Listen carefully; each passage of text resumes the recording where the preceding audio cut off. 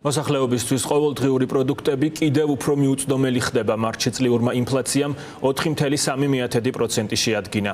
ყველაზე მძიმე დარტყმა სურსათის ჯგუფზე მოდის, სადაც ფასები ჯამურად 7.5%-ით არის გაზრდილი.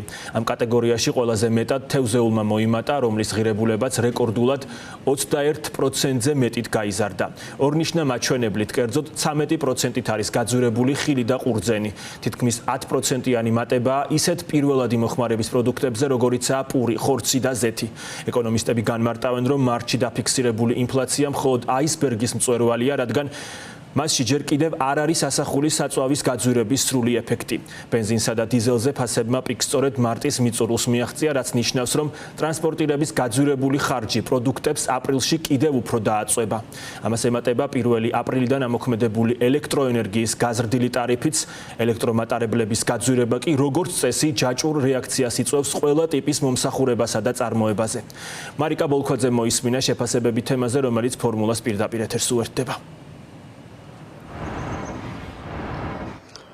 Yaxluka 100 დღე გავიდა მას შემდეგ, რაც ივანიშვილმა პარლამენტში ფასების ზრდის გამომწვევი მიზეზისთვის საგამოძიებო კომისია შექმნა. ამ კომისიას უნდა გაერკვია ის ძირითადი მიზეზები, თუ რატომ იზრდება ქვეყანაში ფასები ასე მკვეთრად და ძალიან სწრაფად. მანამდე მაყურებელს ვეტყვი იმას, რომ წინა თვეებთან შედარებით მიუხედავად იმისა, რომ ინფლაციის მაჩვენებელი, ბოლო თვის მაჩვენებელი გაცილებით ნაკლებია, ეს საერთო მოცემულობას არ ცვლის. ინფლაციის წლიური მაჩვენებელი ახლა კვლავ 4.3%-ით არის გაზრდილი. ინფლაციის მაჩვენებლის ზრდადობას კი პირდაპირ განაპირობებს ქვეყანაში არსებული ფასები, გაზრდილი ფასები სასურსათო პროდუქციაზე.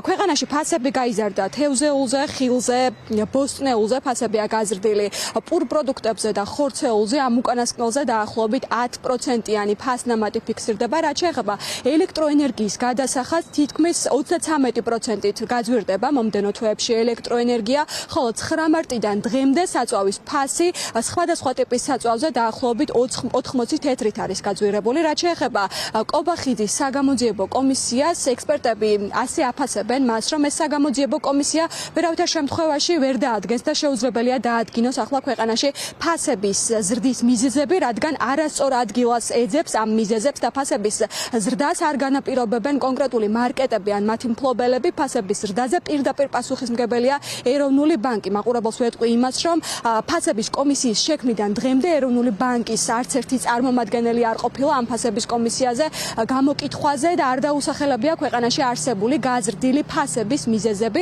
ექსპერტები ვარაუდობენ იმასაც, რომ რადგან აქამდე ეროვნული ბანკის არც ერთი წარმომადგენელი არ ყოფილა გამოკითხვაზე მისული პარლამენტში და ნაცვლად ამისა კონკრეტული მარკეტების და ქსელური მაღაზიებისა და მარკეტების წარმომადგენლებს იბარებენ, ეს ქართული ოცნების მხრიდან შეიძლება პირდაპირ შეფასდეს როგორც ბიზნესზე ზეწოლა. კომისიები არ არის, ისე ვთქვათ, არც ფასის დამდგენი საბაზრო ეკონომიკის პირობებში და არც მისი მარეგულირებელი. ნებისმიერი ტიპის მცდელობა რეგულაციისა უკუ შედეგს იწვევს. სხვაგან ეძებს სამწუხაროდ ამ შემთხვევაში ფასებთან მიმართებაში ჭყალებში დამნაშავეს კომისია, მაშინ როდესაც მთავარი მიზეზი არის მონეტარული პოლიტიკის გამტარებელი სტრუქტურა. სიამოვნებით ვიხილავდით იგივე ტიპის კომისიაზე ეროვნული ბანკის პოლიტიკის გამტარებლებს, რომლებიც ახსნიდნენ ამდენი წლის მანძილზე, თუნდაც ბევრ პერიოდში, რატომ გაიზარდა ამდენით, ესე ვთქვათ, ფულის მასა, რაც არის თავი და თავი ამ შემთხვევაში ფასების მატებისა და ფასების მატებას მხოლოდ მარკეტების დონეზე არ უნდა ვეძებოთ.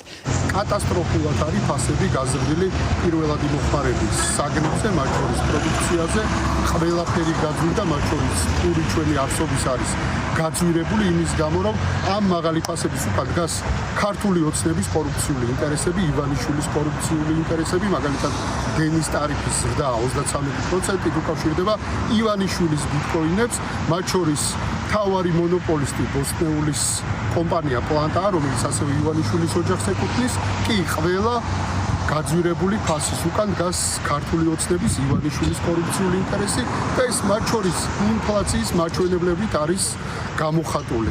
ანუ თუ იანვარში იყო 4.8, თებერვალში 4.6, მარტში არის 4.3, მაგრამ მიზნობრი ინფლაცია არის 3.0 და ეს ნიშნავს იმას, რომ ქართული ოცნების პოლიტიკა და კობახიძის მმართველობა არის სწორედ დაკავშირებული მაღალ ფასებთან გაძვირებულ ცხოვრებასთან. დიახ, ამ ფონზე კი ექსპერტები ვარაუდობენ, რომ მომდევნო 2 თვის განმავლობაში განსაკუთრებით მაღალი ფასები დაფიქსირდება ხილბოსტნეულზე, ხორცპროდუქტებზე. შესაძლოა, რომ ხილბოსტნეულზე ფასი კიდევ 10%-ით გაიზარდოს. რაც შეეხება ხორცპროდუქტებს, დაახლოებით 20-დან 25%-მდე ზრდა შესაძლოა დაფიქსირდეს. ამ მიმართულებით ქართული ოცნების ფასების ზრდის საგამოძიებო კომისია კი მუშაობას აგრძელებს, თუმცა ჯერჯერობით ამ კომისიას არანაირი შედეგი არ მოუტანია. ვხედავთ, რომ ნაცვლად მდგომარეობის დასტაბილურების ახლა ფასები უფრო და უფრო იზრდება. მაყურებელს ვეთქვი იმასაც, რომ ამ კომისიამ აპრილის ბოლოს უნდა წარადგინოს თავისი საბოლოო ანგარიში და დაასახელოს აგრეთვე რა არის ქვეყანაში არსებული მაღალი და გაზრდილი ფასების გამომწვევი მიზეზი.